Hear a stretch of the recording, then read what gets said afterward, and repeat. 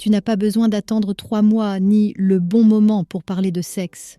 En réalité, attendre trop longtemps tue souvent l'attirance et te fait perdre du temps avec des femmes qui ne te correspondent pas. Si cette situation te parle, aime cette vidéo, partage-la à un homme qui vit ça et abonne-toi en activant les notifications. Ce que je vais te dire est concret, applicable et observable dans la vraie vie.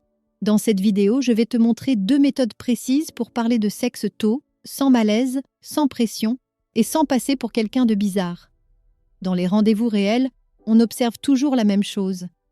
Les hommes qui évitent totalement le sujet du sexe sont perçus comme peu confiants, immatures émotionnellement ou en décalage avec leurs propres désirs. Les études en psychologie sociale montrent que l'aisance avec les sujets intimes est associée à un niveau plus élevé de confiance perçue et de maturité relationnelle.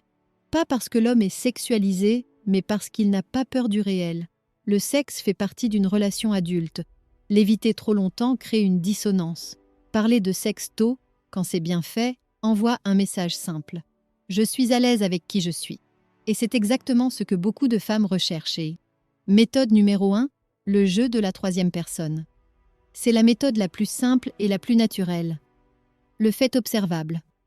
Dans un bar ou un café, les gens regardent les autres. C'est normal. Ton cerveau analyse l'environnement en permanence. Tu vas utiliser ça comme terrain neutre. Comment ça se passe concrètement? Tu commences par une observation non sexuelle. Exemple. Tu vois ce couple là-bas? On dirait qu'elle est beaucoup plus investie que lui. Elle réagit. Elle sourit. Elle donne son avis. Une fois que le jeu est installé, tu montes légèrement le niveau. Exemple. Eux, dans le coin, j'ai l'impression qu'ils sont très joueurs, peut-être même un peu kinky. Tu ne parles toujours pas d'elle, tu observes sa réaction. Pourquoi ça fonctionne? Psychologiquement, tu actives 3 leviers. Sécurité, elle n'est pas visée directement. Curiosité, le sujet devient ludique. Projection, elle se positionne inconsciemment. Si elle rit, rebondit, ajoute des détails, c'est un signal clair. À ce moment-là seulement, tu peux recentrer doucement. Exemple. Et toi, tu te situes plutôt comment?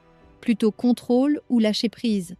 Ce n'est pas intrusif, c'est fluide et surtout, c'est révélateur.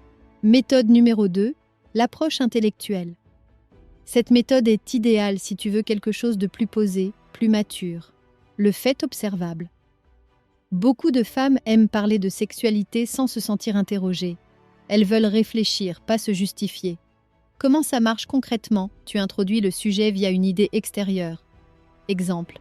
J'ai vu un documentaire sur les relations ouvertes et la manière dont les couples posent leurs limites.